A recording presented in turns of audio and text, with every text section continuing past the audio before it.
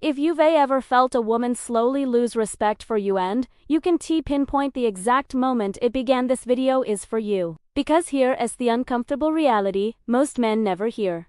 Women don't accidentally walk over men. That only happens when a man fails to establish boundaries early enough to prevent it. In the early stages of dating, there are 5 specific boundaries that decide whether she sees you as a man she respects or a man she gradually takes for granted. Miss Evan 1, and you'll spend months confused, overgiving, and wondering when the dynamic flipped. This isn't about being cold. It's not about playing games.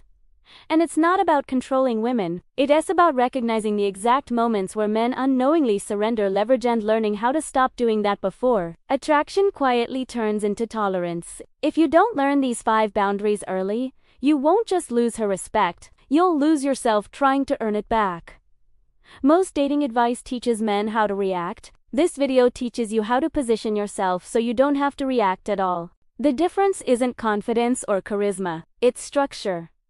Boundaries create structure, and structure determines who leads the dynamic and who adapts to it. If you're ready to move from guessing to understanding, like the video and subscribe now, because once you see how these dynamics actually form, you stop chasing outcomes and start controlling your position. And it starts with the very first boundary most men ignore. Boundary number 1. Never open financial access before she's earned it. Men confuse sharing with bonding. You think talking about money is just conversation. You believe you're being transparent, relaxed, authentic. But that's not how it's received. To a woman early on, financial information isn't intimacy, it's data. The moment you talk about your income, your savings, your investments, the price of your car, or the trips you're planning, something subtle but irreversible happens. You stop being a man she's discovering and become a man she's measuring. Not emotionally. Practically. This is what I call the provider audition. She hasn't chosen you. She hasn't committed. She hasn't invested. Yet you're already standing on stage proving your usefulness. The dangerous part is that most men don't even realize it's happening.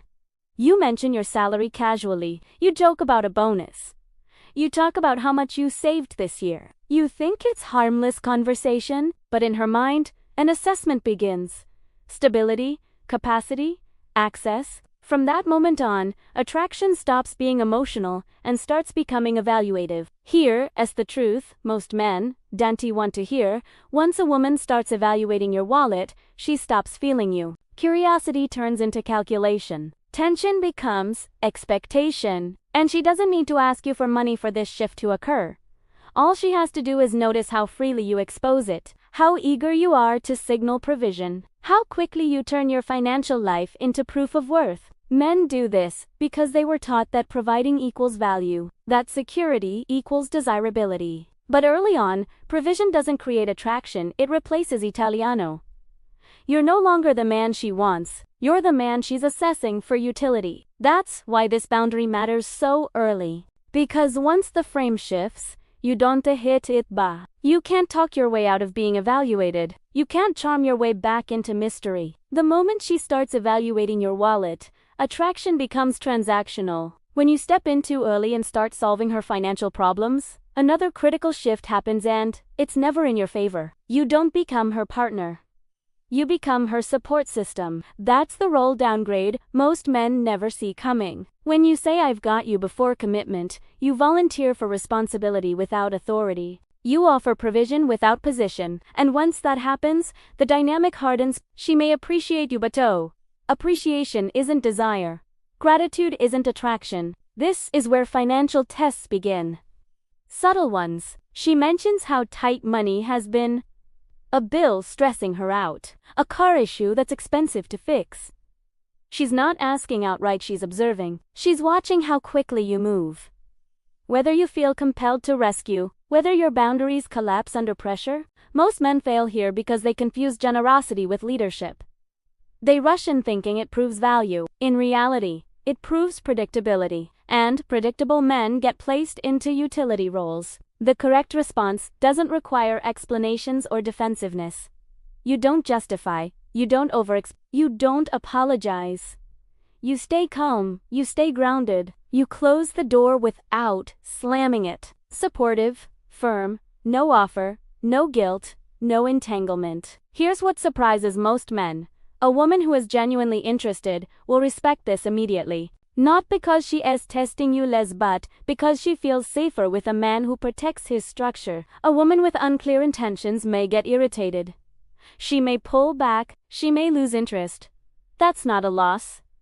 That's filtration. This boundary doesn't push women away. It filters out those who are only there for what you could provide. Leadership begins where access is controlled. Boundary number 2. Never tolerate disrespect, especially when it's subtle. Most men think disrespect is loud, raised voices, insults, obvious hostility. That's why they miss it when it actually matters. Real disrespect is quiet. It slips in unnoticed and waits to see if you'll stop it. It looks like interruptions, passive jokes followed by relax, I'm just teasing, casual comparisons to her ex, ignoring your messages while expecting instant replies. None of these moments feel big enough to confront, and that's exactly why they work.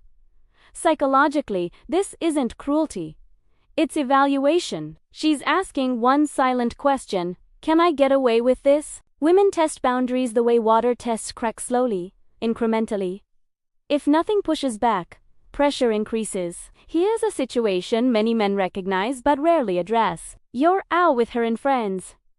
Someone asks how things are going. She smirks and says, he's fine. When he's not being clueless, everyone laughs. She laughs.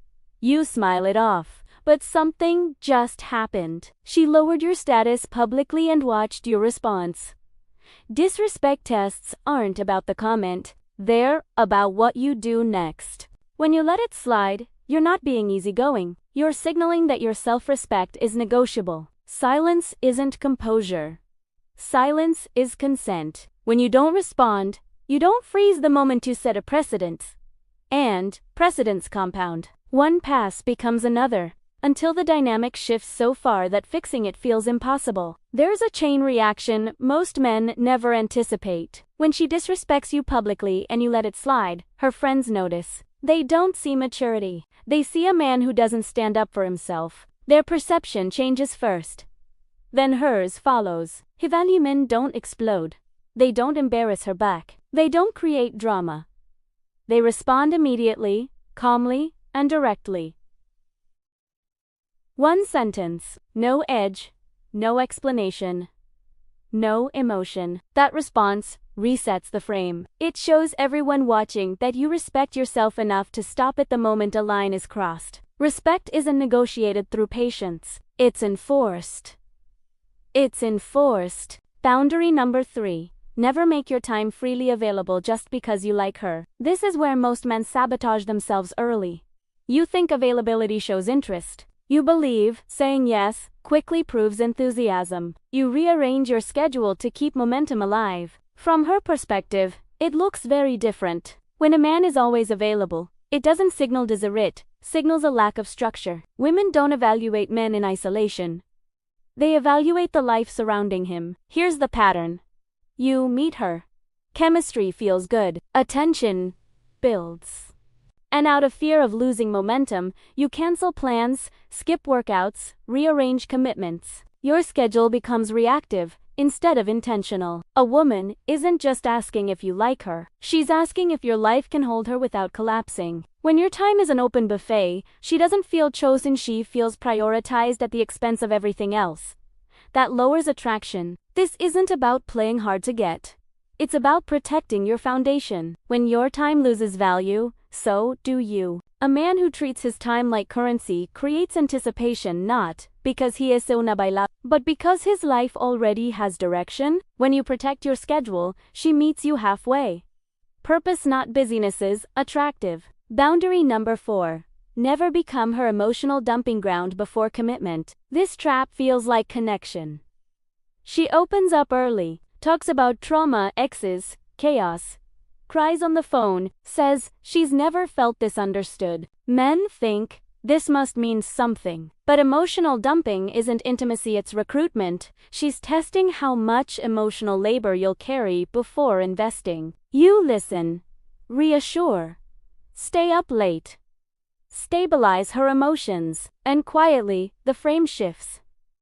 You become the man she leans and not the man she desires. Men confuse emotional access with emotional bonding. But trust without investment creates utility, not attraction. Masculine polarity dies the moment you become her emotional container too early. You can be present without carrying. You can care without collapsing. Emotional intimacy as currency on currency loses value when it's given without investment. A woman bonds with the man she invests in emotionally, not the one who carries her weight for free. Boundary number 5. Never panic when she pulls back. This is where men undo everything.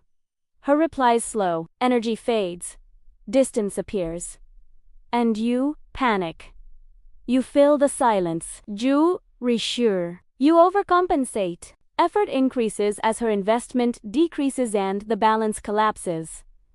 Attraction doesn't return through effort. It returns through space. When you stop rewarding withdrawal with attention, one of two things happens and both serve you. If she's interested, if she's not, the truth reveals itself faster. You didn't lose her. You stopped losing yourself. These 5 boundaries aren't dating tips. They're a system. They protect your value before someone else decides what it's worth. Boundaries don't make you harder to love. They make it possible for the right person to love you without you shrinking to earn it. If this resonated, subscribe, share it with the man who keeps giving more and getting less, and comment which boundary hits you hardest. This channel isn't here to comfort you. It's here to keep you from losing yourself.